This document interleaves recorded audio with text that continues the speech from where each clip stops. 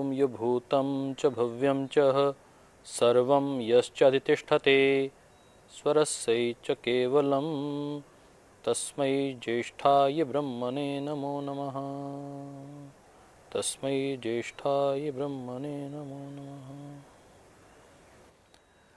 दोस्तों मित्रों, आज हम चर्चा करने वाले हैं शरीर के विषय में। आप कहेंगे शरीर के विषय में, तो हम जानते ही हैं दोस्तों, हम सामान्य व्यक्ति एक शरीर के विषय में जानता है, उसे भौतिक शरीर कहते हैं। और यदि आज हम चर्चा करें तो बहुत सामान्य से कुछ और अधिक जानने वाला व्यक्ति दो प्रकार के शरीर जानता है, एक स्थूल शरीर और एक कारण शरीर। आज हम उससे ऊपर उठकर 5 शरीरों की बात करने वाले हैं। हमारी आत्मा 5 कोशों से संयुक्त होती है, जिसे पंचकोश कहते हैं।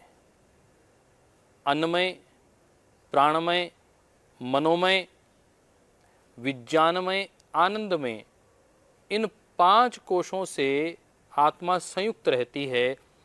और योग की जब डेफिनेशन परम श्रद्धेय स्वामी जी महाराज कहते हैं तो ये कहते हैं, हमें निरंतर उच्च चेतना में अपने आप को स्थित रखना है। जब उच्च चेतना की बात आती है तो क्या ऐसा लगता है कि 7वें आसमान या 5वें आसमान, चौथे आसमान पर अपने आप को स्थित होना है? ऐसा नहीं है। अर्थात अपने अन्नमय कोश से विज्ञानमय कोश तक निरंतर उच्चतर चेतना में अपने को स्थित रहना, यह योगी की पहचान है। आइए हम इसको और विस्तृत रूप से जानने का प्रयास करें। परम श्रद्धेय स्वामी जी महाराज ने प्राणायाम रहस्य में इसका विस्तृत चिंतन इस प्रकार पृष्ठ संख्या 13 पर रखा है। प्राणायाम रहस्य में आपके पास यदि ये पुस्तक हो तो आप इसको अवश्य पढ़ेंगे। मैं आज थोड़ा सा और चिंतन कर रहा था। आज प्रातःकाल जब मैंने यज्ञ किया तो यज्ञ करते हुए वैदिक ऋचाओं से आहुति देने का एक परंपरा पिछले कई वर्षों से परिवार में चल रही है। एक मंत्र को विस्तृत रूप से पढ़ा जाता है, उसको ध्यान में रखा जाता है।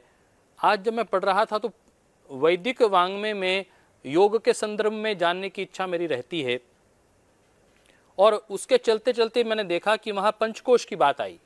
इतना सुंदर विवरण इस वैदिक मंत्र में है कि मेरा मन करा कि आपके साथ मैं इसको अवश्य साझा करूं। पंचकोश को मैंने बहुत बार पढ़ा, बहुत बार आप लोगों के सामने श्रवण किया, परंतु आज जो मैं चिंतन दे रहा हूं साहब, मुझे ही बहुत अद्भुत लग रहा है। आपको कैसा लगेगा वो आप जानते हैं, आप उसको, उन विचारों को मुझसे साझा भी कर सकते हैं। हम सब लोग एक सामान्यतः अन्नमय कोश के ऊपर ही रहते हैं, बहुत अधिक करते हैं तो प्राणमय कोश में जाकर अपने चिंतन को लेके जाते हैं, अपना जीवन जीते हैं, परंतु मनोमय कोश में आकर हम अपने आप को स्थित रख पाएं। मैं योगेश्वर भगवान कृष्ण को, ठाकुर जी को मानता भी हूँ, उनको स्मरण भी करता हूँ, गीता का अध्ययन भी करता हूँ। वो जो बार बार कहते हैं एक शब्द जो मुझे ध्यान में आता है, वह शब्द है स्थित प्रज्ञ होना। तो स्थित प्रज्ञ होना, किस में स्थित होना? तो मुझे कई बार ध्यान में आता था किस में स्थित रहना, कौन सी प्रज्ञा में स्थित रहना। तो आया कि ऋतंब्रह प्रज्ञा में स्थित रहना, वो भी एक अच्छा बात है, परंतु उच्च चेतना में अपने आप को स्थित रहना, अपनी आत्मा को, अपनी बुद्धि को, ये मुझे लगता है अध्यात्म तत्व की एक विराटता है और पूर्णता भी है। आइए, अन्नमय कोश जो पृथ्वी तत्व से आरंभ होता है, हमारी त्वचा से और शुक्र पर्यंत की जो धातुएं हैं उन सब के निर्माण में, सप्त धातुओं के निर्माण में मूलतः हम इसको कह सकते हैं कि अन्नमय कोश की अवधारणा होती है। प्राणमय कोश हम जानते हैं कि पहले जड़ तत्व ही आया इस पूरी धराधाम पर। सृष्टि में सबसे पहले जड़ तत्व प्रकृति ही पैदा हुई, परंतु उसमें भी प्राण है, इसलिए उसे प्राणी कहा जाता है, क्योंकि वे प्राण हैं। उनको प्राणी भी कहा जाता है।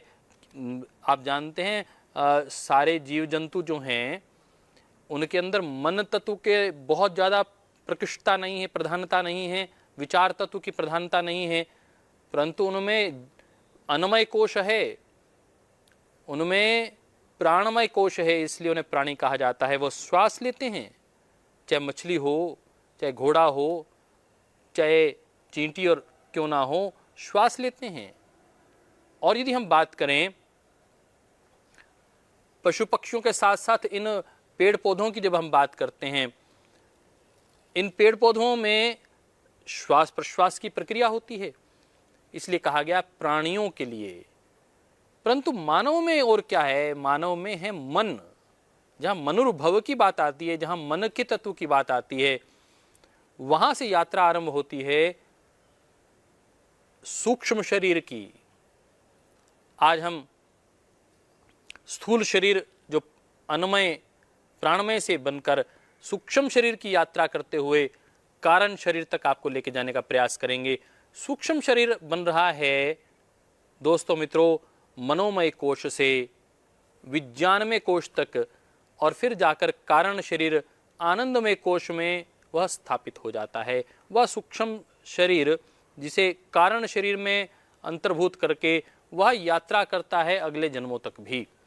उसके विषय में आज मैं चर्चा नहीं करूंगा, परंतु आज मेरा मोटे तौर पर जो विषय है पंचकोश, उसके विषय में हम चर्चा करेंगे।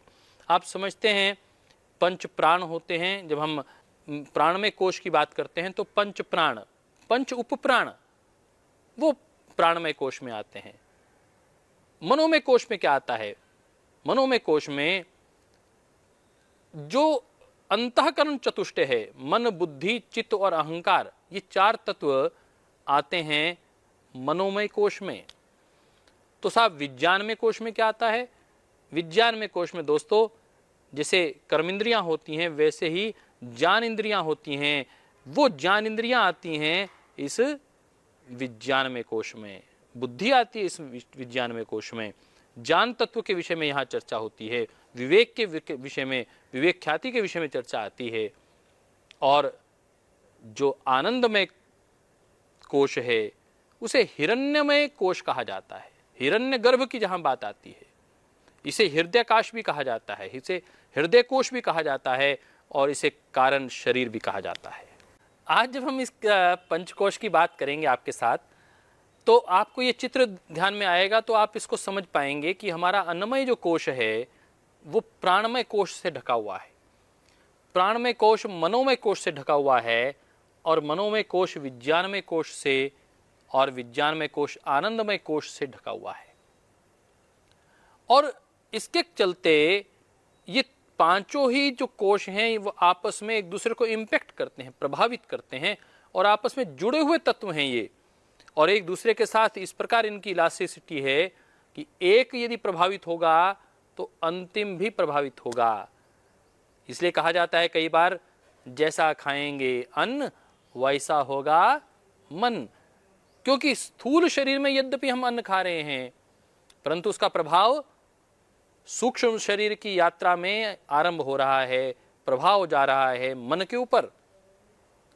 तो मन को साधने में अन्न की भी बहुत बड़ी भूमिका है, और सूक्ष्म शरीर किस लिए आवश्यक है उसकी भी हम चर्चा करेंगे। क्योंकि प्राणमय कोश से यह अन्नमय कोश ढका रहता है, उसकी यात्रा आगे बढ़ नहीं पाती है। तो कई बार हम कह देते हैं ये तो जड़ बुद्धि है, इसको तो कुछ समझ में नहीं आता, अर्थात वह केवल मात्र अपने अन्नमय कोश में ही स्थित है, वह प्राणमय कोश में ही स्थित है।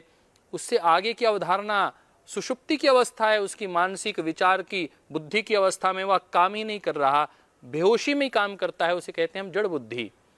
सांस तो ले रहा है, भोजन तो कर रहा है, परंतु विचार करके अपने कार्यों को नहीं कर रहा, एक्सीलेंस के साथ अपने कार्यों को नहीं कर पा रहा है, परफेक्शन से नहीं कर पा रहा है, सोच विचार कर नहीं कर पा रहा है। कई बार मुझे लगता था कि चेस गेम के विषय में राजा महाराजा चेस खेला करते थे, क्या कारण करते थे? घंटों सोचते रहते थे। अरे जब एक एक चाल के लिए शतरंज में लोग घंटों सोचते हैं, तो हम अपने जीवन यापन के लिए भी सोच समझ कर हम आगे बढ़ें। मुझे लगता है यह संदेश इस पंचकोश का संदेश है। अन्नमय कोश से जिस प्रकार अनेक प्रकार के रसों की उत्पत्ति होती है, जो हमारे शरीर का पोषण करती है, प्राण उन सब रसों का पाचन करवाने के लिए, उनका अवशोषण करवाने के लिए, उसका संचार करने के लिए, रक्त का संचार करने का कार्य करता है और अंतिम सेल तक भोजन की जो उसकी आवश्यकताएं हैं, न्यूट्रिएंट की आवश्यकताएं हैं, उसको पहुंचाने का कार्य करता है। परंतु साहब, ये मनोमय कोश क्यों इतना महत्वपूर्ण है?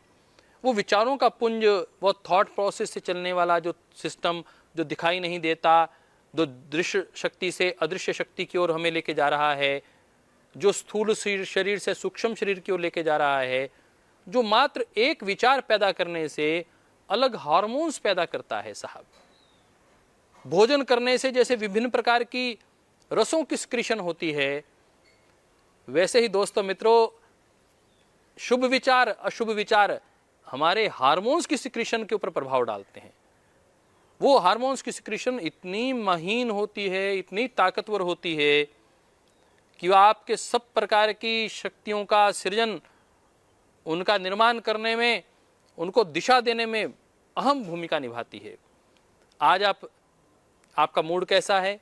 आप प्रसन्नचित्त हैं या स्ट्रेस में हैं? इसका बड़ा कारण है कि आपने सुबह उठकर आपके मन में विचार क्या आए। आपने किसी सात्विक शक्ति को, यदि सुबह उठते ही आपने परम श्रद्धेय स्वामी जी महाराज को सुन लिया, सारे दिन हंसते और खिलखिलाते रहेंगे, ऊर्जा से भरे रहेंगे, शुभ संकल्पों से भरे रहेंगे। और सुबह उठते ही, अरे मैं तो कुछ नहीं कर सका, मेरे से तो ये भी नहीं हो सकता, मैं तो अकेला ही रह गया, मेरे साथ तो कोई भी नहीं है। दोस्तों मित्रों, मैं जब इसको पढ़ रहा था, इस पंचकोश की यात्रा को, तो कहा गया कि समूह में जीना ये मानसिक मनोमय कोश की अवधारणा तक है। आप समूह में रहना चाहते हैं, आप इकट्ठा रहना चाहते हैं, बहुत से लोगों के बीच में रहना चाहते हैं, परंतु जैसे ही आपकी यात्रा मनोमय कोश से विज्ञानमय कोश की ओर चलेगी, आप एकाकी जीवन जीना पसंद करेंगे। जैसी आपकी यात्रा आप चाहेंगे कि वह विज्ञानमय कोश से आनंदमय कोश की ओर बढ़े, आप और चाहेंगे कि मैं आत्म केंद्रित हो जाऊं, मैं आत्मबोध को प्राप्त हो जाऊं, आत्मदर्शन को प्राप्त हो जाऊं, इस प्रकार की अनुभूतियां, इस प्रकार का मनोभाव आपका बनने लग जाएगा। दोस्तों मित्रों, जो लोग एकाकी जीवन जीने की इस कल्पना को सीख लेते हैं, आप समझिए कि वह सूक्ष्म शरीर की यात्रा पर, सूक्ष्म तल की यात्रा पर आ चुके हैं। निम्न चेतना से उच्च चेतना की यात्रा उनकी आरंभ हो चुकी है। कुछ लोग एकाकी रहते हैं तो लोग प्रश्न खड़ा करते हैं कि वह व्यक्ति तो बहुत अंतर्मुखी है, मौन रहता है अधिक समय, बहुत कम बात करता है, लेखन में, यजन में और ज्ञान अर्जन में लगा रहता है, अपनी साधना में ही लगा रहता है। दोस्तों, वह ज्ञान अर्जन और साधना की जो उसकी यात्रा है, वह उसका विज्ञानमय कोश की यात्रा है, उसका में वो स्थित प्रज्ञ हो चुका है और उसकी यात्रा चल रही है आनंदमय कोश की ओर, हिरण्यगर्भ, वो हृदय कोश की ओर चल रही है। अब इसके वैदिक तत्वों की ओर मैं आपको लेके जाता हूं। अभी मैंने इसके यौगिक तत्वों के विषय में आपके साथ चर्चा की, योग की अवधारणा के दृष्टिकोण से मैं आपके साथ अपनी बातों को साझा कर रहा हूं, परंतु आज और इससे आगे बढ़कर जो इसका वैदिक दर्शन मुझे प्राप्त हुआ, आप तक जो मैंने कहा वो आपने कहीं ना कहीं हो सकता है सुना हो, परंतु मुझे लगता है कि वैदिक ये दर्शन सुनकर आप तृप्त होंगे और इस अद्भुत यात्रा के आप भी हमराही बनेंगे। मंत्र जो मैं पढ़ रहा था यज्ञ करते हुए, उसमें बात आ रही थी, उसका मूल तत्व था कि प्रभु का दर्शन आखिर कैसे किया जाए। और प्रभु का दर्शन करते हुए उन्होंने कहा कि 3 प्रकार से उन्होंने कहा कि प्रभु का दर्शन हो सकता है। मैं उसको आपके साथ साझा करूंगा। मैंने उसका नोट्स बनाए, ये मंत्र है और इस मंत्र को मैं आपके साथ अभी साझा भी करूंगा। और फिर मैंने उसके नोट्स बनाए और उसमें मैंने पाया कि उन्होंने कहा कि प्रभु का दर्शन कहाँ होगा, तो कह रहे हैं इडस्पदे। बहुत सुंदर तरीका कहा गया कि वाणी के स्थान पर, मस्तिष्क पर ज्ञान वाणी के माध्यम से होगा। नाभौ आधि, नाभि मध्य में होगा और विकोशम मध्यम, मनोमय कोश में होगा। यह है पंचकोश की वैदिक अवधारणा कि आपने यदि ईश्वर का दर्शन करना है तो कह रहे हैं मनोमय कोश में होगा। विकोशम मध्यम युवः नाभौ अधि केंद्र में होगा। शरीर का केंद्र हृदय है। दोस्तों मित्रों, मैं आपके साथ इसको साझा करना चाहता हूं कि जब आप इन पंच कोशों को अभी ये चित्र देखेंगे तो आप पाएंगे कि हमारे अन्नमय कोश की बात आ रही है, फिर प्राणमय कोश की बात आ रही है, और फिर बीच में मनोमय कोश की बात आ रही है, फिर विज्ञानमय और आनंदमय कोश की बात आ रही है। और ये बात जब आ रही है और हम इस अवधारणा को जब हम ऐसे करके चलते हैं तो हम ये भी कह सकते हैं कि यहाँ अन्नमय, प्राणमय और बीच में मनोमय, यहाँ विज्ञानमय और यहाँ आनंदमय कोश की बात आ रही है। मैं इसको दोनों एंगल से आपके साथ साझा करना चाहता हूँ। तो मध्य जो कोश है, वैदिक विद्वान कह रहे हैं कि जो विकोशम मध्यम युवः, ये जो मध्य कोश है यह मनोमय कोश है। ये जो अवधारणा है ये हृदय कोश की ओर अग्रसर कर रही है। यहाँ आप देखेंगे तो आप पाएंगे कि यह अनहत चक्र की बात है, यह हृदय कोश की बात आ रही है, और इस हृदय कोश के माध्यम से, इस मनोमय कोश के माध्यम से ईश्वर के दर्शन होते हैं। मैं इसको और आगे आपके साथ लेके जाना चाहता हूँ, क्योंकि ये द्युलोक, ये मस्तिष्क है। ज्ञान वानियों से प्रकाशित हृदय प्रदेश में शुभ संकल्प अवतरित हों, ऋतंबरा प्रज्ञा उत्पन्न हो, क्रोध का, इच्छाओं का शमन करने का संकल्प पैदा हो, और कहते हैं तनुन पातम, शरीर को ना गिरने देने वाला संकल्प पैदा हो, तो हम देव मार्ग से, दिव्य मार्ग से अपने जीवन में भागवत शक्ति को प्राप्त कर सकते हैं।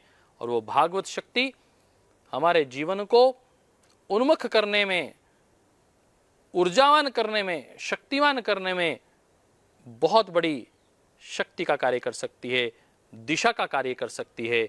आइए हम भी इस यात्रा को आरंभ करें। प्राणमय और प्राणमय से मनोमय कोश की यात्रा। केवल हम भोजन भट्ट ना बन के रह जाएं, अन्नमय कोश तक ही सीमित ना रह जाएं।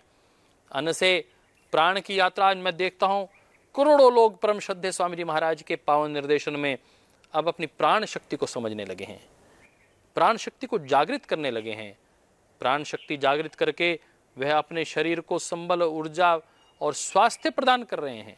वेद का ऋषि ये कह रहा है कि यदि आपने अपने प्राण शक्ति को जागृत कर लिया, रसों का पाचन ठीक होगा, रसों का पाचन ठीक होगा, उनका अवशोषण ठीक होगा, उनका विस्तार और वितरण ठीक होगा, और आप स्वास्थ्यप्रद जीवन को जी सकेंगे। परंतु उस प्रभु के प्राप्ति का यदि आपको मार्ग चुनना है तो और भीतर उतरना पड़ेगा, और भीतर की यात्रा करनी पड़ेगी। इसलिए कहा जाता है स्थूल शरीर से सूक्ष्म शरीर और कारण शरीर की यात्रा का नाम ही तो दोस्तों मित्रों योग है।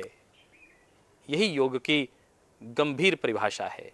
इस यात्रा में सबसे जो बड़ा पड़ाव है वो नाभो अधो, वो मध्य जो भाग है, मनोमय कोश, ये जो नाभि है, जैसे ये पूरे हमारे शरीर का सेंटर है, ऐसे ही मैंने कहा कि इन जो पंच कोशों का सेंटर हमारा हृदय आकाश है। और जब हम बात करते हैं इन कोशों की तो हम कहेंगे कि मनोमय कोश इनका सेंटर पार्ट है। और मनोमय कोश इसलिए सेंटर पार्ट है साहब कि कुछ ज्ञान इंद्रियां होती हैं, कुछ 5 कर्म इंद्रियां, 5 ज्ञान इंद्रियां होती हैं, परंतु जो 11वीं इंद्रिय है उसे मन कहा जाता है, वो उभय इंद्रिय होती है, वो कर्म इंद्रिय भी है और वह ज्ञान इंद्रिय भी है। हमें जो भी ज्ञान प्राप्त होता है, मस्तिष्क में विचारों के माध्यम से हम जिस भी ज्ञान को प्राप्त करते हैं वह इस मन के बिना नहीं हो सकता। इसलिए महर्षि पतंजलि मन को यंत्र बनाने की बात करते हैं। वो कहते हैं कि modification of the mind, programming of your brain is called yoga. मन की अवधारणा, मन कहते हैं चित्त की वृत्तियों पर निरोध करने का नाम योग है। योगश्चित्त वृत्ति निरोधः। तो हम चित्त की बात कर रहे हैं, अंतःकरण चतुष्टय की बात कर रहे हैं, मन, बुद्धि, चित्त और अहंकार की बात कर रहे हैं। तो महर्षि पतंजलि ने इस मनोमय कोश के ऊपर विशेष रूप से कार्य किया है। और वह मैंने कहा उभय इंद्रिय है, ज्ञान इंद्रिय भी है, वो ज्ञान भी उसके माध्यम से होगा, कर्म भी उसके माध्यम से होगा। यदि मन यदि व्यथित है तो आप चाहकर भी काम नहीं कर पाएंगे। मन व्यथित है तो आप विचार करके, सोच करके जिम्मेदारी पूर्वक कार्य नहीं कर पाएंगे। इसलिए कई बार मैं देखता हूं विद्यार्थियों का आजकल प्रश्न काल चल रहा है, उनका एग्जामिनेशन का समय चल रहा है और एग्जामिनेशन का नाम सुनते ही उनके पसीने छूटने लगते हैं, उनको तनाव होने लगता है, मन में व्यथा, तनाव, उससे आपकी कार्य क्षमता प्रभावित होती है। इस बात को आपको समझना होगा। जब आप समझेंगे कि उभय इंद्रिय है ये मन, तब जाकर उसको साधने की प्रक्रिया आपको समझनी होगी। दोस्तों मित्रों, परम श्रद्धेय स्वामी जी महाराज एक गीत बोला करते हैं और गीत की पंक्तियां मैं बोल देता हूं और आपको अच्छी लगें तो उन पंक्तियों को आप टाइप करिए यूट्यूब पर, परम श्रद्धेय स्वामी जी महाराज के पावन वाणी में उस गीत को सुनिए, आनंद आएगा आपको भी। मनड़ा थारे मथे चलूं तो सीधो नरक ले जाए रे मन मारा, थाने काई विधि समझाऊं। यह पंक्तियां जीवन में एक योगी बोल सकता है जिसने इस भाव को समझा है कि यह उभय इंद्रिय मन को साधना कितना कठिन है और उसकी जो यात्रा है विज्ञान में कोश की ओर, वह यात्रा आरंभ कहाँ से होगी? वह यात्रा आरंभ होगी प्रत्याहार से, वह यात्रा आरंभ होगी धारणा से, और विज्ञान में कोश में स्थापित जब वह हमारा मन हो जाएगा, हमारी चेतना जब उच्च स्तर पर स्थापित हो जाएगी, यह उच्च चेतना में स्थापित होने का कार्य जब वह विज्ञान में कोश में हो जाएगा, तो दोस्तों ध्यान और समाधि के माध्यम से हम निर्बीज समाधि को यदि प्राप्त कर सकते हैं तो आनंदमय कोश में ही प्राप्त कर सकते हैं। यह एक यात्रा है, मूलाधार से सहस्त्रार चक्र की यात्रा है। अन्नमय कोश से आनंदमय कोश की यात्रा का नाम योग है। आज इस चिंतन को मैंने आपके साथ साझा किया। मैंने कहा उसके पीछे एक वैदिक अवधारणा थी कि प्रभु दर्शन यदि प्राप्त करना है तो वह प्रभु दर्शन भी इन पंचकोश की अवधारणा को समझे बिना आप प्राप्त नहीं कर सकते। और प्रभु दर्शन के लिए मन में जप और तप करना, तप मौन रहकर करना, अपने वाणी पर नियंत्रण करके करना, वाणी को साधने में करना, और जप मायने ईश्वर का जाप करना, और विज्ञान परक न्याय सम्मत इस वैज्ञानिक प्राणायाम के माध्यम से अपने मन को साधना। मनसी व्याकुले पश्यन अपि न पश्यति, मन व्याकुल होगा तो आप देखते हुए भी नहीं देख पाएंगे। और मन को साधने का रास्ता चले वाते चलम चितम, निश्चले निश्चलम भवेत। जब तक ये प्राण तत्व चल रहा है तब तक आपका मन भी चल रहा है। इसलिए आइए दोस्तों, यदि आप मनोमय कोश को प्रभु दर्शन का रास्ता बनाना चाहते हैं तो प्राणायाम अवश्य करें। प्राणायाम से आपके अष्टांगों की शुद्धि होती है, विचारों की शुद्धि होती है, चित्त की शुद्धि होती है, और जब मन, विचार, बुद्धि इनकी शुद्धि होती है, प्रत्याहार करते हैं, आप धारणा करते हैं, देशबंध चित्तस्य धारणा, अपने चित्त को कहीं स्थान विशेष पर रोकने की आप क्षमता जान लेते हैं, तो मैं आपको निश्चित रूप से कह सकता हूं कि आपकी उच्च चेतना की यात्रा आरंभ हो गई है। आप आगे बढ़ सकते हैं, उच्च चेतना की ओर गंभीरतापूर्वक गति कर सकते हैं। आइए इस पंचकोशों को समझें और केवल मात्र अपने अन्नमय कोश में स्थापित ना रहें, अपने प्राणमय कोश में ही स्थापित ना रहें, मनोमय कोश में, और मनोमय कोश से भी आगे इस विज्ञानमय कोश और आनंदमय कोश में रहने की प्रयास आरंभ कर दें, यात्रा को आरंभ कर दें।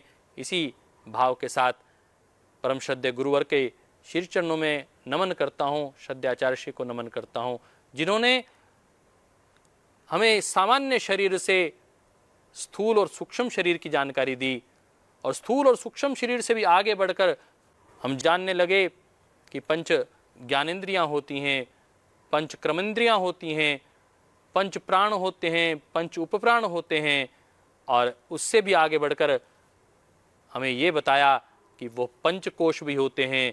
और उससे आगे बढ़कर वेद ने ये दर्शन दिया कि उन पंचकोशों को यदि हम ठीक से जान लेते हैं तो हम प्रभु का दर्शन इड़स्पदे नाभो अधे उसके माध्यम से इस हृदय कोश में कर सकते हैं। आइए चलते हैं उस यात्रा की ओर। आप सबको मेरा बहुत बहुत प्रणाम।